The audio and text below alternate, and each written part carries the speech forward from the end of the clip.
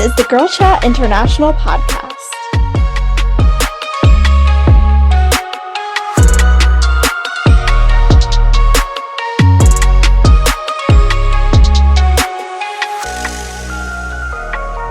Hey. Welcome to the Girl Chat International podcast, where we talk about modern day topics and aim to cultivate a safe and empowered community across the globe. I'm Hersyn, and my co-host, I'm Aubrey. We are going to answer a question so that you get to know us a little bit better. So the question for today is, what is a lesson you've recently learned? Okay. A lesson that I've learned recently is that when someone stalks you, it doesn't necessarily mean that they miss you.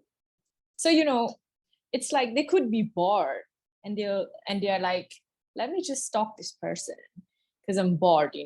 So I think we gotta stop being delulu, and step out of our minds and be like, if you see an ex or an ex-friend stalking you, doesn't necessarily mean that they miss you.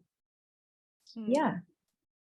Because if someone misses you, they'll reach out and they'll communicate and they'll apologize and all that long process. So that's a lesson that I've learned. Stop being delusional sometimes. Stop being delusional. I love it. And you know what? Unfortunately, that's something that we as women especially have to remind ourselves, because sometimes we get caught up, and oh wow, he really likes me. And then we'll say it's something so minimal. Oh wow, he held the door to McDonald's for me. And it's just like anyone can do that. We do that for each other. You know what I mean? Like, that's the barest minimum. Like, wake up, girls. Yeah, we all need to wake up and set the standard even higher. I love it. Thank you. Welcome. So what's a lesson that you've learned, Aubrey? And what I want to share, this is a lesson that I've been learning as multiple people I've been chatting with. They've been giving me this advice, which I really, really do appreciate. And my thought is, if you hear something more than once from different people, there's probably something to be learned, taken with you, that can nourish your life and help bring healing. And so the advice that I get, it's that I tend to be too nice and let people walk all over me, when I really should come into all these situations with an air of confidence that is not seen externally. So internally, on my inside, I feel confident. However, I provide a lot of space for people to say nonsense to me, whether it's mean things about me to my face or other circumstances where maybe my aura was too kind in a way that I'm putting myself down. So I'll explain.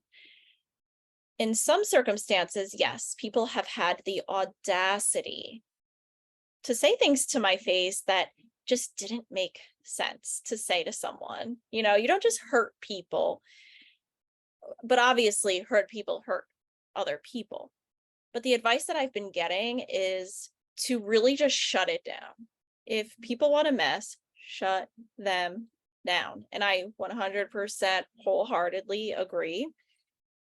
So next time someone tries to mess with me, I can say, hey, I know that I am a smart woman, or I know I'm a beautiful woman, whatever it is. So I appreciate, I don't even have to say that I appreciate. I can just say, thank you for your time. Have a nice day. And I can walk on. I don't need to entertain conversations that were only meant to hurt me. And same with you all who are listening. If someone is trying to have just a rude conversation, they're stirring the pot, they're trying to bring down your self-esteem, it's okay to just walk away, move on with your life. It's fine.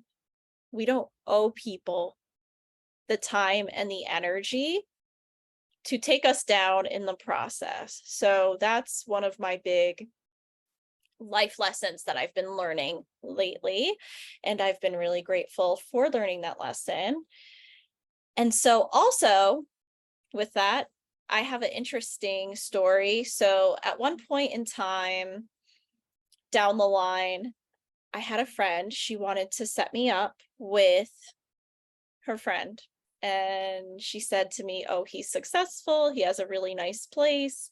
He has a nice job, yada, yada, yada. He's a gentleman." And I was like, "Oh, wow, that's amazing. Sign me up." I love to get set up with somebody who's been vetted. And so I was open and, I saw his photo and I wasn't really sure if he was my type, quote unquote. But I said, you know what? Let me just go and give it a chance and see what happens. He did look better in person. However, honestly, I shook his hand and his hand was so limp. It was like such a weak handshake. And I got a vibe of like, don't talk to me. Like he literally couldn't have acted like I had a case of the plague, like more. It was wild, really wild.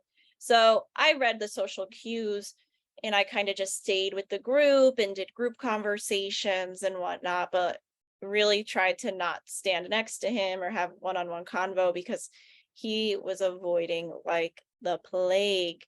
And I didn't even give out energy, but he knew that my friend wanted to set us up. So I guess that freaked him out a little bit. But what I ended up finding out at the end, my friend told me, he said, "You're too tall." And in that moment, I kind of just accepted it for what it was. Oh, okay. What I should have done, my energy shift, there should have been a shift in my energy, in my aura, because instead of saying, "I don't know if he's, I'll give it a try, I'll give it a chance," instead of doing that, I should have said, "Oh, he's not really my type from some of the things that you're saying and the picture that you showed. I guess we could see what happens." I should have went in there with more of a like, what's in it for me and what do I bring to the table rather than "Oh, let's see." And then I'm the one who gets rejected or talked down on for being too tall. And I know a lot of really confident, strong women would say, "Oh, well, he's too short." And I'm not at that place where I can just like go off the cuff like that. But I thought it in my mind a little bit of, he shouldn't be framing it in that way. He should say he's too short. I was thinking that in my mind. So I'm working on it. I'm working on owning rooms more and not allowing nonsense and to like take more ownership of who I am and what I believe in and not let other people come in and try to tear me down as a result. So yeah, that's what I'm learning, which is exciting.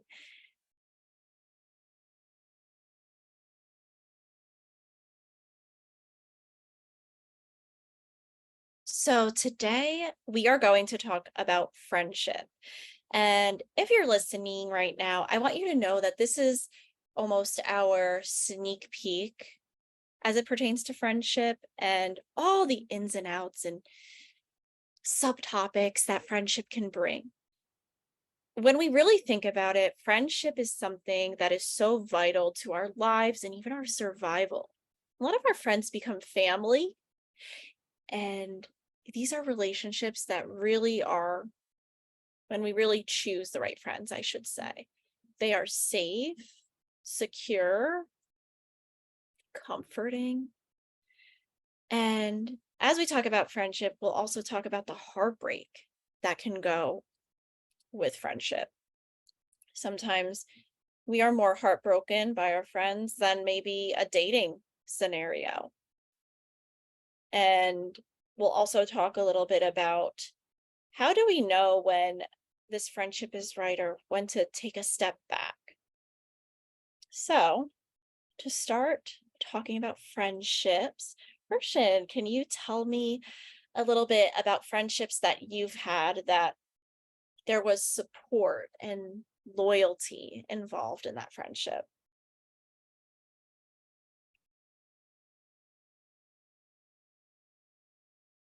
Okay, so there was once I was on a trip with a bunch of, I call them acquaintance now, but once upon a time they were friends. And we were on a trip like 2 hours away from my city, so to another state. And that night, everyone got drunk, and they said some hurtful things to me, so which got me crying, to go to bed. And I texted one of my closest friends, and I was telling her, oh, I'm crying right now because these people said some hurtful things and they body shamed me, and yada yada yada. And my friend, she said, you're not going to stay there any longer. Like, tomorrow morning I'm going to come and I'm going to fetch you away from there. And she said, you don't deserve people like this. You don't deserve staying there. You deserve people who are nice to you. And my friend literally came all the way just to fetch me. And that showed me how blessed I am to actually have such a loyal friend, Like, I don't need a boyfriend. I have such friends. Like, my friends, if your friends can treat you like you're their wifey, I think you need a man who can treat you the same, like, better than how your friends treat you. If your friends can treat you like the queen, like the walking queen that you are, you deserve more than that. So please, please, please, please do not settle in friendship or in romantic relationships, because you deserve this kind of friends in your life.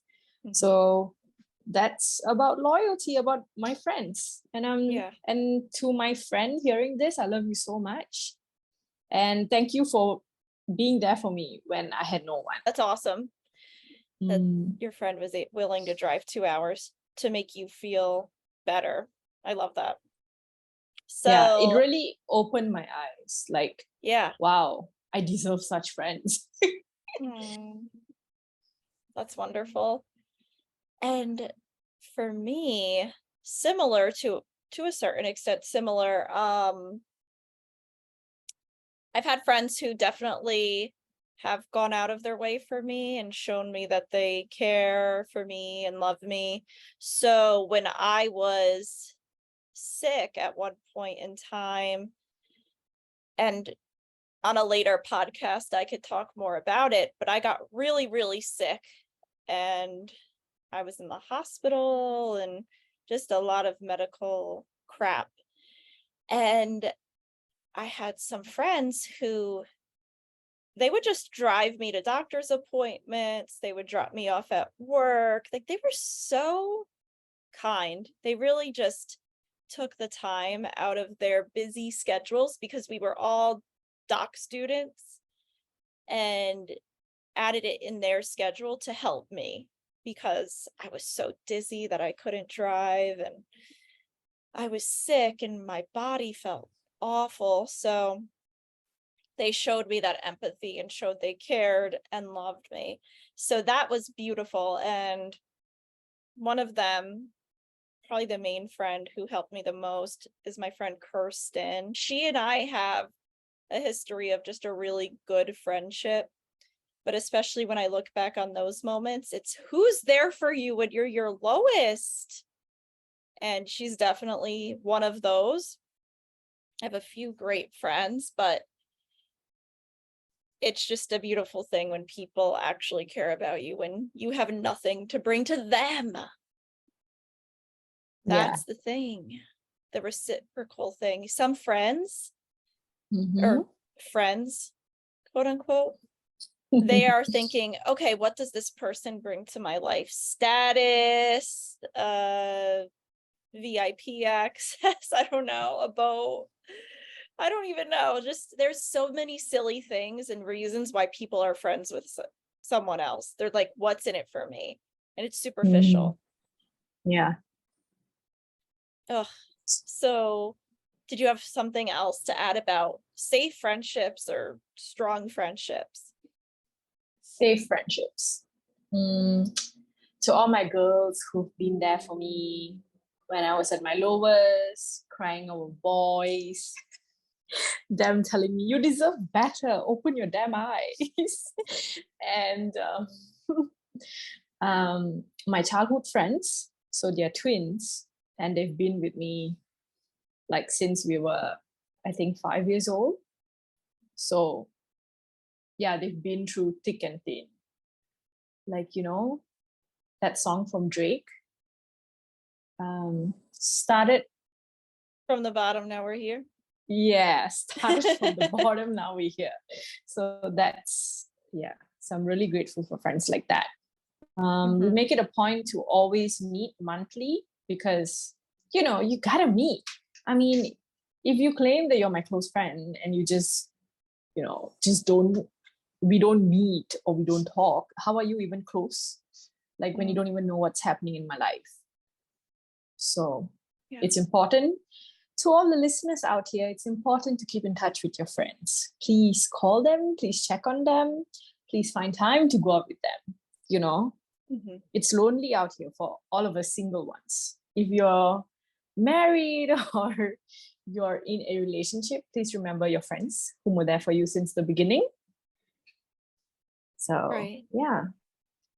Yeah, and I love what you were saying. Started from the bottom, now we here. And just and then also taking time for your friends. When I think about friendships that I have, there's some friends who I might see them almost once a week. There's other friends I might see them once every 2 months.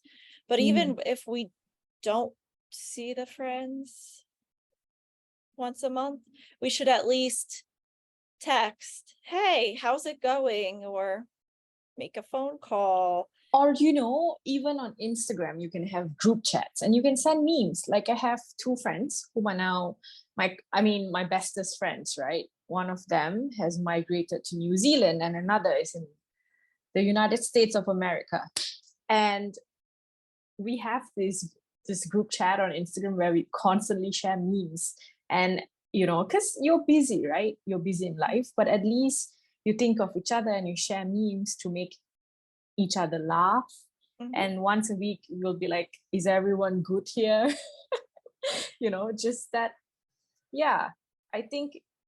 And these 2 were there for me when I was unemployed and I was going through depression.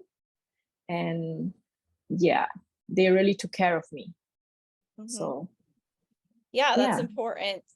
And we can be creative. So 2 takeaways, one takeaway is that we can be creative with the way that we reach out to friends. With some, that's sending a TikTok, a podcast, a meme. And with others, that's a phone call. We all are busy, but we can at least try. And we don't have to do a phone call for every friend. Maybe one friend's a phone call, 2 are a meetup, the rest are memes. It depends on what we're up to, but don't fall off the grid, because one, that's actually really bad for the person who's falling off the grid. In the long run, that's not going to be good for you, because when you actually need your friends again, they're probably going to be very offended and feel left and hurt because you just disappeared. And 2, that's not good for your mental health. If you're falling off the grid, or if you're a friend who tends to fall off the grid, that's signs of mentally potential depression, anxiety, and that's not normal behavior technically to just fall off the grid like that. When we're talking about friendships and safety, that's what it was. Friendships and safety. I love safe friendships. So Hersyn and we have a safe friendship where we can text each other. I forgot to mention you, Aubrey. You are my bestest friend in the whole wide world. Literally in the world. Yes, you know everything. So you keep me safe, you keep me warm, you make me feel so validated, you correct me when I'm wrong. I'm really grateful for you. Every day I'm like, thank you, God, for Aubrey. That's so sweet. And I agree, same here, because I love how, and we might have said this on another podcast, or we said it last time when we didn't record, but it's amazing how it'll be 1 a.m. for me and 1 p.m. for you. So I can say, oh my gosh, this just happened or whatever, and I'm triggered and this is how I'm feeling. And you respond. Nobody else can respond at that hour because of our 12-hour difference, which is amazing. Mhm. And same with you. We both are very open. And I saw something on Instagram. It's like, to the friends who make me feel safe enough to share anything, thank you. And I absolutely agree. Those safe spaces, yes, hearts. Being able to share anything with friends, that's beautiful. I love those safe spaces. And you want to know the reason we were able to find that safe space with each other, and maybe some of the other friends who are not a part of our podcast that we have safe spaces with, it's because we were authentic. Authenticity. If you can't be authentic, you're not going to have those friendships. It's okay to be honest when, and this is for our listeners, it's okay to be honest if you're depressed or sad or really going through it, because nobody's perfect. And that's how you can connect with others, because they could say, actually, you know what? I'm depressed too, or I'm really overthinking too. And you can share your experiences with each other, which leads you to feel less alone. And that's what I meant about the mental health. If you're isolated, you have no idea that other people feel those icky feelings. You just feel that you're flawed and everyone else is living a great life. We're meant to do community. Mhm. So, We are, yo, yes, go ahead. I mean, we are codependent creatures. We need each other. We need the community, because of capitalism, people are like, oh, self-love. I can be alone. I don't need anyone. But no, you actually need it. You actually need people, you know? Yeah. 100%. If it's not a boy, at least it's your friends. If it's not a girl, at least it's your friends. So Yeah. The friendships really make the world go round. And actually, that reminded me too. So I once went to a mixer for Ivy League alumni, and it was in the city. And it was really interesting because all the women just started making friendships with each other. And the reason why they were able to do that is because they were connecting on being single and the struggles of being single in our area. I mean, we were in New York City. There's a lot of men in the city, a lot of women, a lot of just people in general, no matter how they identify. And there's that culture of, how do I describe it? There's the culture of thinking you have a million options when it comes to dating. So it can get really lonely, and not even the options thing, just being in cities with a lot of people, it can sometimes feel as if the world is passing you by. So we were all able to really connect on being really successful women. I met a lot of scientists and doctors and like Wall Street women. There was like 2 or 1, but most of us were scientists or doctors to a certain extent. And so my we're very, people. yeah. So Okay. exactly. So when you visit, you're gonna have to meet these new friends. I can't wait. I can't wait to meet my people. Yes. Yeah. Yeah. We'll go in the city and we'll just have a my people night. Our people night. But we were just like, oh my gosh, we're bosses, but it's so hard out here.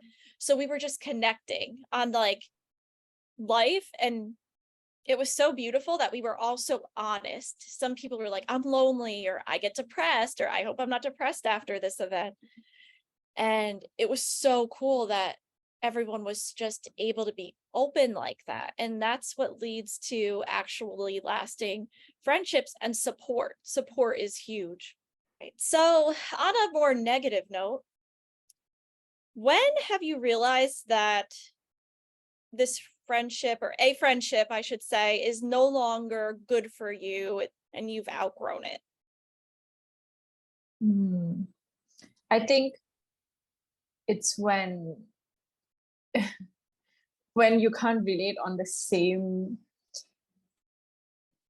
topic anymore, Mm, or like they have a completely different set of mindset, you know, mhm, compared to you. For example, if I believe in mental health and they are not open to it, or I support the LGBTQIA community and they don't believe in that, or just even the simplest of things. I think that's when, and also reciprocation, when there's no effort being put anymore in the friendship, then that's how I think you know that you've outgrown the friendship. yeah, that makes And sense.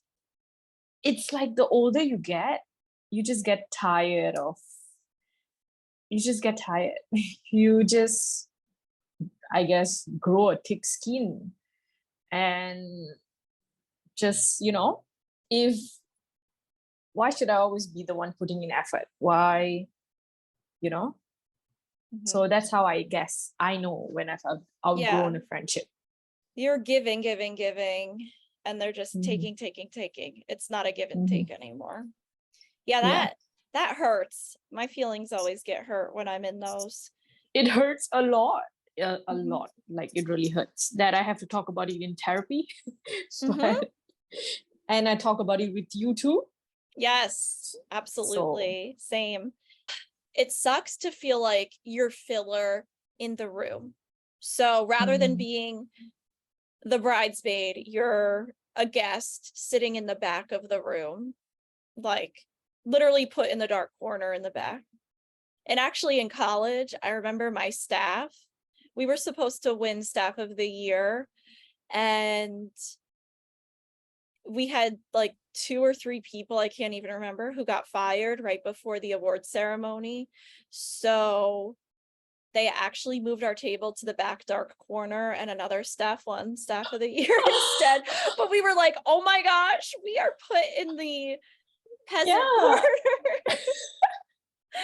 So that's how I felt at weddings before. And I'm like, dang, tell me how you really feel about this friendship.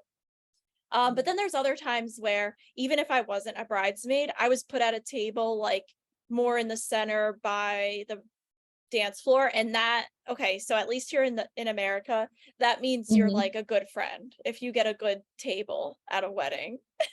I'm sure it's everywhere in the world. If Yeah. you're put at the front, you appreciate them more than the ones at the back. Yeah, exactly. So that always tells me who am I to this person? There's good sides and bad sides to conflict.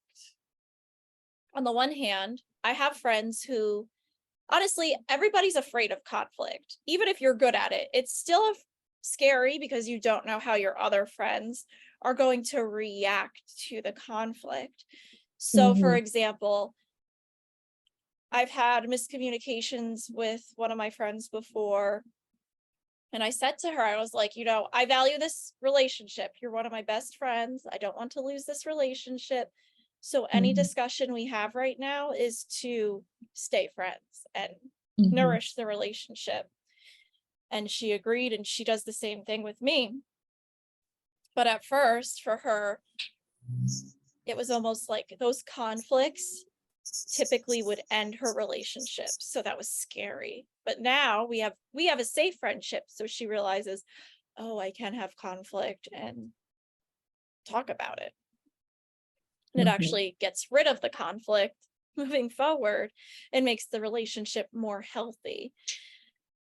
And then on the other hand, sometimes we have conflict with friends and we kindly share about our feelings. And this is one of my, counseling psychology background of when we have conflict, we have to go in positively of, I cherish this friendship and this is why I'm bringing this up so that we can value each other better, cherish each other better, nourish each other better.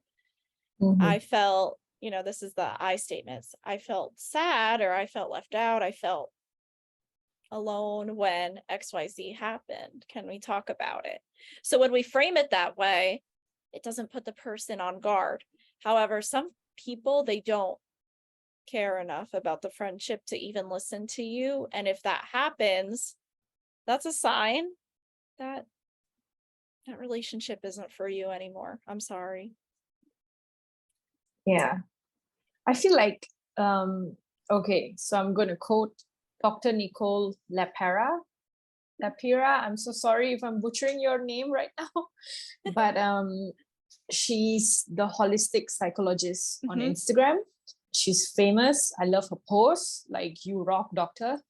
But she had this post about ghosting, and it talked about conflict, how many of us grew up in homes where conflict was avoided and people went on as if nothing happened. So I guess most people, they grew up with parents who avoided conflict and stayed in that toxic relationship and, abusive marriage. So probably like growing up without witnessing adults resolve conflict teaches avoidance. And I've had friends who literally ghost me for months. And now, literally they're gone. Like, I don't even know what's happening. I've texted and no reply, nothing.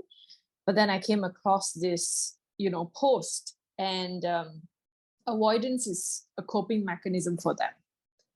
So, Dr. Nicole, she said, it's valid to feel hurt, but also not to take this behavior personally, because people are demonstrating their maturity and coping skills through behavior. And this isn't a reflection of who you are. It's a reflection of their own patterns. So now it's up to you to decide, to choose to be with people whom are capable of having uncomfortable conversations. Because I feel if you care about someone, if you really cherish the friendship, no matter how hard it is, you will have the uncomfortable conversations. And who can tell you the truth rather than pretending that you do not exist and they go into their own nest and whatever. So yeah, people will come in and out of our lives, and it's up to us, I guess, to invest in relationships with people whose behavior reflects respect and maturity. So that's my take on conflict.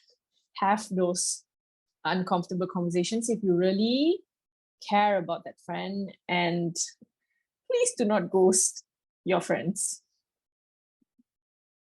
Please seek help if you need help, and stop ghosting your friends. And because you can't it's selfish for you to just ghost someone and then come back after months. Right. Yeah. And say if you're listening to this right now and you've ghosted all of your friends and maybe it's because of a relationship you were in that you're not in anymore, or you had a child, or your mental health is just really not doing well. If you reach back out to your friends today, this is your sign to reach out to them so that you have friendships in your life and you're not doing it alone. And you can say, hi, I'm really sorry that I disappeared. This is what was going on. Frame it that way.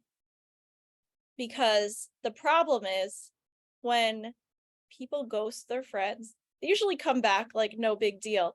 Oh my gosh, let me tell you about this in my life. And then the other person who was ghosted is like, oh my gosh, am I just a sounding board for you? And that's it. So if you're listening and you're struggling and that's why you were ghosting, just share that with your friends and they'll take you in with open arms. If you're listening to this and you're a bad friend, think about, why am I a bad friend? Why do I say rude things to others? And what triggers happen that lead these patterns to happen? And this is something you can talk about in therapy. And it can help you to figure these triggers out so that you do have a nice friend group. So I think that's where we're going to end. Or, oh, wait, Hersyn, you looked like you had something to say. Yeah. Go ahead. No, go I ahead. mean, especially in Malaysia, therapy is expensive and some people can't afford it. And I get it. And I've been part of that as well. Couldn't afford therapy once. Thankful to God that I can afford it now. But if you can't afford therapy, at least, you know, go on Instagram, follow the psychologist, and read books that can help you, or watch YouTube videos, you know, on how to heal yourself. Like there are so many ways these days to help yourself. There's from so the many internet. good books. Yeah, so many good books. I like this book. Oh, do you have any book recommendations? I don't. You share the book, and I also have another suggestion. If anyone is living in a country where therapy is too expensive, coaching. There are people who can coach clients from all over the globe, and it's not the same intensity of therapy, but it's still something, some better than nothing. Okay, so Hersyn, share your So there's another therapist that I like on Instagram. Her name is Nedra Glover Tawwab. So NEDRA TAWWAB. You can find her on Instagram. Also another famous therapist. And her book, she has 2 books. So the first book that really opened my eyes to setting boundaries and, you know, finding good friends, good relationships. Her book is called Set Boundaries, Find Peace by Nedra Tawwab. And she has another book called Drama Free.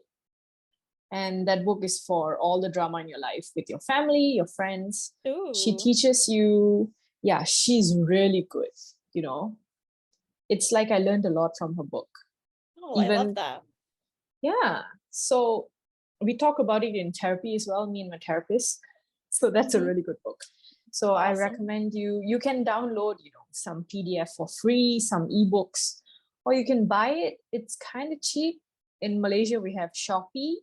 So you can buy it there or download from Amazon.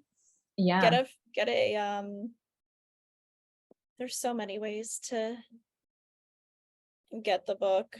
Because you know how on Amazon Kindle you could get like a free trial or a free book if you do something. So yeah. So there's a lot of options.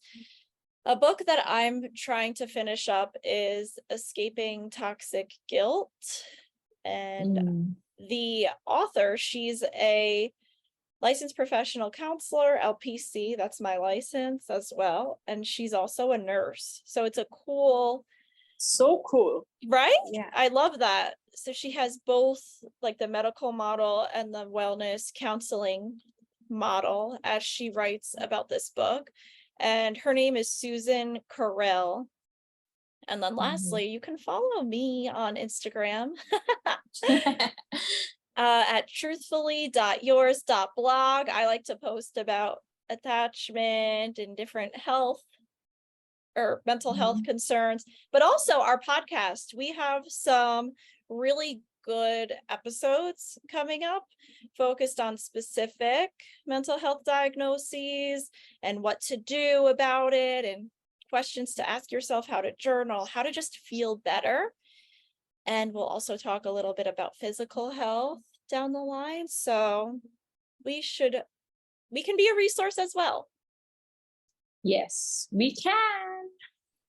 So next we are going to go into our affirmations. Affirmation that we want to leave you with. A big topic on this podcast episode is focused on mental health and how that can impact our friendships.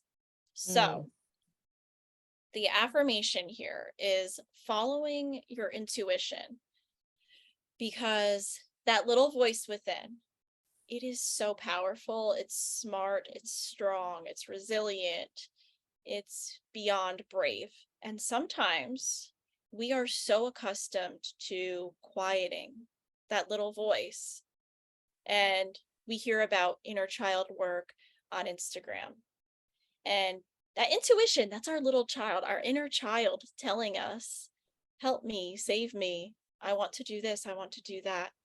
And what we're used to as children is being dismissed and told what we have to say doesn't matter because we're just children. So as adults, we tend to do the same thing with our intuition. I'm such a victim of that, and I'm working on it. Or not even a victim. I'll call myself a survivor, and I'm working on it. So think about it. Anytime that you didn't listen to that little voice that was saying, this is unsafe, this is scary, this isn't a nourishing friendship, a nourishing romantic relationship, a nourishing place of work, you stay and you end up getting burnt out, you're heartbroken, distressed. So my reminder for you all is to listen to that intuition, because you are worthy of a beautiful love and beautiful friendships, a beautiful life, an awesome job. So when that intuition is telling you this is it, listen to it and go for it. Life is short. And then also when that intuition is telling you this is not it, it's okay to walk away, because that's your brain and body protecting you and nourishing your soul and your life. So that's what I wanted to leave you all with, that you are very loved, and it's okay to listen to that intuition. It might be scary, but our intuition is honestly one of the windows into our soul. Thank you so much for listening to our podcast. Please make sure to follow us on Instagram at Girl Chat International. That's Girl Chat INTL on Instagram. If you want to follow some of Hersyn's content, follow Daisy Girls on a Roll, and follow Aubrey's content on truthfully.yours.blog. See you all soon on our next episode.